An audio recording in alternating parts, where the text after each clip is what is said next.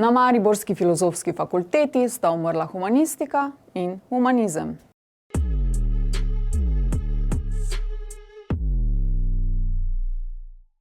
Po 32 letih poučevanja so priljubljenega profesorja Friderika Klamferja vrgli iz službe. Priznani profesor in eden najuglednejših mariborskih izobražencev s področja humanistike ni pravočasno poskrbel za svojo izvolitev v naziv. Univerza pa ga je po hitrem postopku odpustila zaradi nesposobnosti. A številni zaposleni in študentje so v zraku prepričani, da je v ozadju več, da gre za sabotažo dekana Darka Friša, ki je doslej nanizal že kar nekaj konfliktov s sodelavci. On in vodstvo univerze ponavljata staro mantro, da je bilo vse kakopak v skladu z zakonodajo in internimi pravili. Z napisanimi morda že, z nenapisanimi, človeškimi pa nikakor.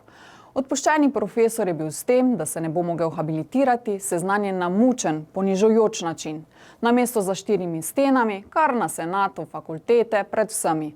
Odpoved je kot kriminalec dobil prek detektivke, z njim se nista bila pripravljena pogovoriti ne dekan, ne rektor, vse je potekalo sterilno, nihče si ni hotel mazati rok. A še en madež je tu. Zapacal bo ugled univerze v času vpisov, a bolj kot to, študentje bodo ostali brez odličnega predavatelja. Z univerze bo izbrisan človek z brezkompromisno moralno in etično držo, ki za to institucijo nikakor ni samoumevna. Klamfer je eden redkih mariborskih profesorjev, ki si pred avtoriteto in tudi javnostjo upa povedati svoje mnenje.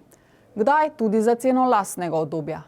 Taki pa so dandanes, vemo, persona non grata. Naj poudarimo, da odpuščeni profesor soodgovornost za svojo situacijo priznava. Še ena stvar, ki je univerzitetnim vodstvom španska vas.